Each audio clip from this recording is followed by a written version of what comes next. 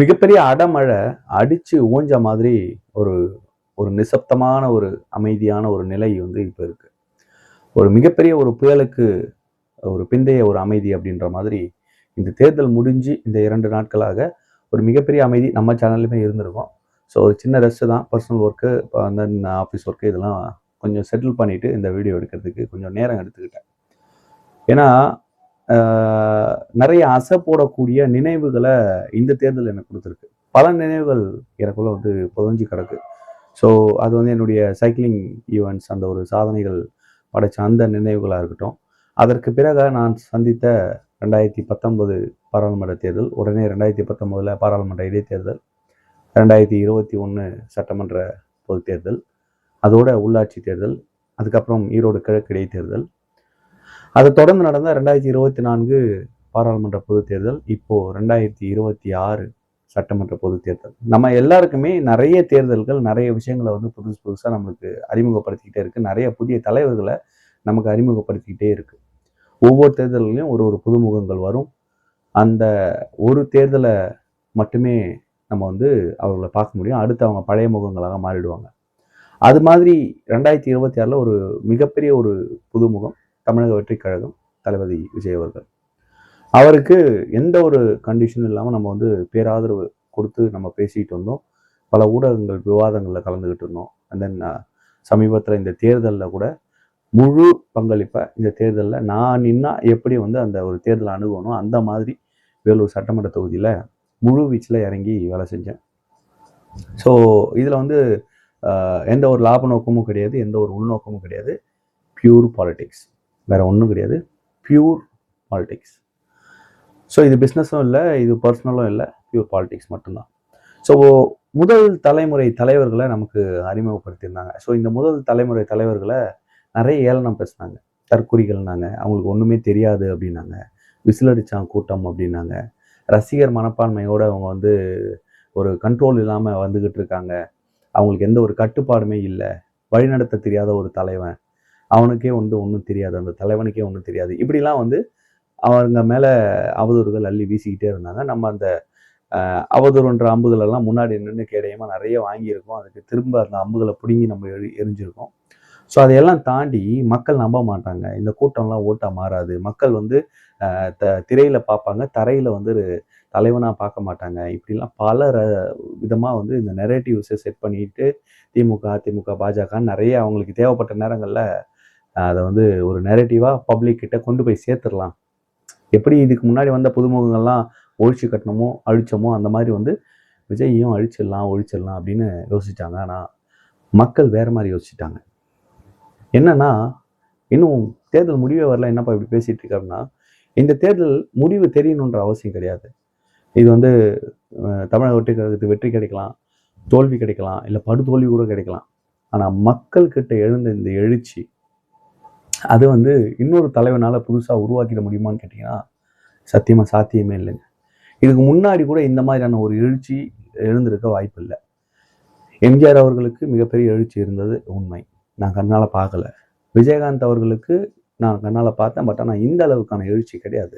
அது ஒரு குறிப்பிட்ட செக்டாரை மட்டுமே வந்து கவர்ந்து கொண்டு போன ஒரு எழுச்சியாக தான் இருந்ததை தவிர எல்லா வயதினரையும் எல்லா பாலினத்தையும் ஈர்த்த ஒரு எழுச்சியா, அரசியல் பக்கமாக அவங்கள வந்து கட்டி இழுத்த ஒரு எழுச்சியா இந்த ஒரு தமிழக வெற்றிக் கழகத்தின் வருகை, தளபதி விஜய் அவருடைய வருகை இருக்குன்றதுல எந்த ஒரு மாற்று கருத்தும் இல்லை. இவங்க என்ன சொன்னாங்கன்னா, வேட்பாளர்களே இவங்களால 234 போட முடியாது, அவங்க போட்டாலும் அதிமுக திமுக விலைக்கு வாங்கிடும், இல்லைன்னா மிரட்டி வாபஸ் வாங்க வச்சிடும். இது தமிழ்நாடு இளைஞர் கட்சியாக நாங்கள் வந்து பயணிக்கும் பொழுது எங்களுக்குமே நடந்த விஷயம்தான். மிரட்டல்கள், உருட்டல்கள், கடத்தல்கள் இதெல்லாம் நடந்து பல பேர் வாபஸ் வாங்கினதெல்லாம் 2019 பாராளுமன்ற தேர்தல் நாங்கள் பார்த்தது தான். இவங்களுக்கும் அது நடக்கும் நாங்களும் எக்ஸ்பெக்ட் பண்ணோம். பல தொகுதிகளில் சந்தேகத்துக்குரிய சிலர் வந்து ரொம்ப லெத்தாஜிக்காக வந்து நாமினேஷன் போட்டிருப்பாங்க. அவங்க மேலே வந்து எந்த ஒரு நம்பிக்கை தன்மையும் வந்து கொஞ்சம் சந்தேகத்துக்குரிய விஷயமா இருக்கும். அந்த மாதிரி இடங்கள்லாம் சேஃப்டிக்கு இந்த டம்மி கேண்டிடேட்ஸ்லாம் போட்டு அவங்களுக்கு வந்து ஒரு சேஃப்கார்டாக வந்து மூவ் பண்ணாங்க. பட் ஆனால் எடப்பாடியில் அந்த ஒரு விஷயத்தை வந்து செய்யாமல் இருந்தாங்க. நாமளுமே நிறைய இடங்கள்ல இந்த சுயேட்சை வேட்பாளர்களாக இல்லை தமிழ்நாடு எதிர்கட்சி வேட்பாளர்களாக போட்டு அந்த விசில் சிம்பிளை முதல் ஆப்ஷனாக கேட்டு அதை ஒரு செக்யூர் பண்ணணும் அப்படின்ற ஒரு விஷயத்தை வந்து மூவ் பண்ணோம். பட் அது எடப்பாடியில் மிஸ் ஆயிடுச்சு. எடப்பாடியில் 2021 ஆண்டு பொதுத் தேர்தலையும் நாங்கள் தமிழ்நாடு எதிர்கட்சி கண்டஸ்ட் பண்ணியிருந்தோம். இந்த முறை அங்கே வேண்டாம் அப்படின்னு விட்டுருந்தோம். ஸோ அதனால் அது மிஸ் ஆயிடுச்சு. ஸோ 234 தொகுதிகளையும் போட முடியுமான்னு கேட்ட கேள்விக்கு சவுக்கடி போட்டாச்சு. 234 அந்த எடப்பாடி தொகுதியிலையும் பார்த்தீங்கன்னா டிவி சின்னத்தில் நின்று சுயேட்சை வேட்பாளருக்கு ஆதரவு சொல்லி 234 கிளியர் பண்ணியாச்சு. ஓகே, அடுத்து பூத்துலலாம் ஆள் போட முடியுமாப்பா? பூத்துலலாம் தமிழக வெற்றி கழகத்துக்கு என்ன எக்ஸ்பீரியன்ஸ் இருக்கும், பூத்தில் என்ன பண்ணுவாங்க தெரியுமா, எத்தனை பூத் இருக்குன்னு தெரியுமா தொகுதிக்கு அப்படின்னு கேட்டாங்க. எல்லா பூத்துலையும் ஆள் போட்டிருந்தாங்க. முக்கியமாக வேலூரில் 1க்கு 2, 1க்கு 3, 1க்கு 4 போட்டிருந்தோம். 4 பூத் ஏஜென்ட்ஸ் போட்டிருந்தோம். 2 பேர் உள்ள, 2 பேர் வெளியே. ஸோ இந்த மாதிரி நிறைய விஷயங்கள் எல்லா பூத்துலையும் தமிழக வெற்றி கழகத்தினுடைய பூத் ஏஜென்ட்ஸ் எல்லா பூத்துகளையும் இருந்திருக்காங்க. வேலூரில் அனைத்து பூத்துலையும் நான் போய் பர்சனலாக விசிட் பண்ணி எலெக்ஷன் கேம்பெயின் முடித்து அந்த போலிங் அன்னைக்கு எல்லா பூத்தில் இருக்கக்கூடிய பிரச்சனைகளையும் சால்வ் பண்ணி அதை ஒரு ஒரு பர்ஃபெக்டான ஒரு தேர்தலாக முடிச்சு காட்டணும். 75 வருஷம் அனுபவம், 50 வருஷம் அனுபவம், எவ்வளோ ஒன்றா பேசிக்கிங்க. ஆனால் இந்த பசங்க இதை சாதிச்சிருக்காங்கன்றதை திமுக அதிமுக தொண்டர்கள் ஒத்துக்கிட்டாங்க. சாதாரணமாக நினச்சிருந்தோம் இவங்களை வேற மாதிரி பண்ணிட்டீங்க அப்படின்னு தோளில் தட்டி கொடுத்து பாராட்டிட்டு போன பல அரசியல் ஜாம்பவான்கள் திமுக அதிமுக இருந்தவங்களை நாங்கள் பார்த்தோம். ஸோ அரசியல் விரோதம், துரோகம், இந்த ஒரு போட்டி இதெல்லாம் தாண்டி களத்தில் நின்று காட்டிட்டீங்க தம்பி அப்படின்றத எதிர்கட்சியினரே பாராட்டும் விதமாக களத்தில் பல இடங்களில் தமிழக வெற்றி கழகத்தினுடைய தோழர்கள் நடந்துக்கிட்டாங்க. இதுதான் யதார்த்தம்.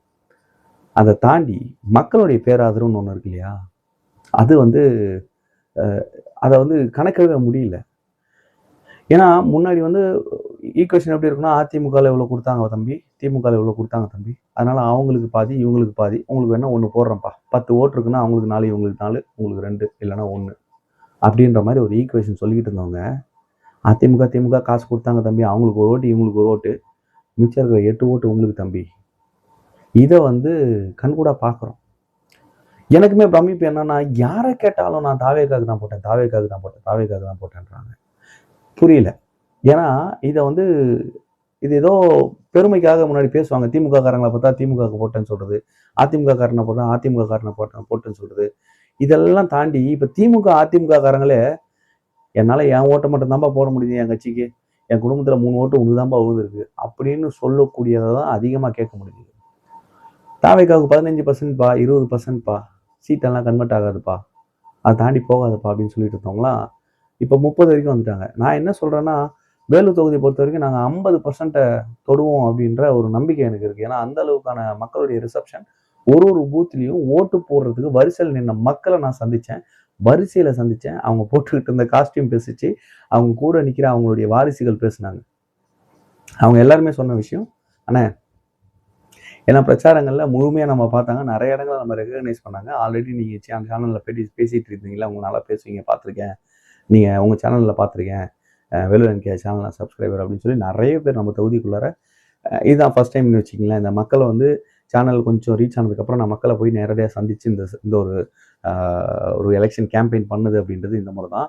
அதில் நிறைய ரெஸ்பான்ஸ் உங்களை தெரியும் அப்படின்னு பேசுனது, காவல்துறை அதிகாரிகள் நிறைய பேர் நம்மக்கிட்ட பேசுனது, உங்கள் காணொலிகள்லாம் பார்த்துருக்கோன்னு பேசுனது, இதெல்லாம் எனக்கு பர்சனலாக ரொம்ப பிரமிப்பாக இருந்தது. ஸோ அரசியலை இவ்வளோ பேர் நோக்கி பார்க்க ஆரம்பிச்சிருக்காங்க அப்படின்றதே சந்தோஷமான ஒரு விஷயம். இது வெற்றியோ தோல்வியோ படுதோல்வியோங்க, நான் ஏற்கனவே சொன்ன மாதிரி. ஆனால் தமிழக வெற்றி கழகத்துக்கு கிடைச்சிருக்க இந்த பேராதரவை அடுத்த 50-60 வருஷத்துக்கு இவங்க கட்டி காப்பாற்றணும் அப்படின்றது தான் என்னுடைய பர்சனலான ஒரு ஆசை. திராவிட முன்னேற்ற கழகம் இங்கே மக்களுக்கு எதுவுமே செய்யலையா அப்படின்னீங்கன்னா செஞ்சுருக்காங்க. அதிமுக எதுவுமே செய்யலையான்னு செஞ்சுருக்காங்க. பட் ஆனால் தாவேக்கா எதுவுமே செய்யாதான்னு கேட்டிங்கன்னா, அன்றைக்கு காலகட்டம் 1969 எப்படி அண்ணா அவர்கள் 1967 அண்ணா அவர்கள் ஆட்சி அமைக்கும் போது காங்கிரஸ் உடைய வீழ்ச்சி எவ்வளவு தேவையாக இருந்ததோ, அதே போல திமுகவை வீழ்த்த 1977 எம்ஜிஆர் அவர்களுடைய வளர்ச்சி எந்த அளவுக்கு தேவையாக இருந்ததோ, அதே போல 2026 விஜயண்ணாவுடைய வளர்ச்சி தேவை ரொம்ப அத்தியாவசியமா இருக்கு. ஸோ ஒரு காலகட்டத்திலையும் மக்கள் எவால்வ் ஆகி புதிய கட்சிகளை, புதிய தலைவர்களை தேர்ந்தெடுத்துக்கிட்டு தான் இருக்காங்க. இந்த 2026 தேர்தல் முடிவு மே 4 அன்னைக்கு தெரியும்னு நினைக்கிறேன். அது எந்த மாதிரியான ஒரு முடிவாக இருந்தாலும் தமிழகத்தில் அடுத்த 5 வருஷத்துக்கு ஒரு மிகப்பெரிய ஒரு அரசியல் புரட்சி கண்டிப்பாக இருக்குது. இது வரைக்கும் நான் தாண்டா, இதுக்கப்புறம் எங்களை மீறி யாருமே இல்லைடா, நாங்கள் என்ன ஒன்றாலும் செய்வோண்டா அப்படின்னு நினச்சிக்கிட்டு இருந்த அரசியல் தலைவர்கள் நினைவுலலாம் இப்போ வந்து ஒரு பயம் கலந்த ஒரு பொறுப்புணர்வு கண்டிப்பாக ஊறும் அப்படின்றத நம்புகிறேன். இந்த காணொலியை பற்றின உங்களுடைய கருத்துக்களை கமெண்ட்டில் சொல்லுங்கள். நன்றி. நான் வேலூர் என்கேஆர்.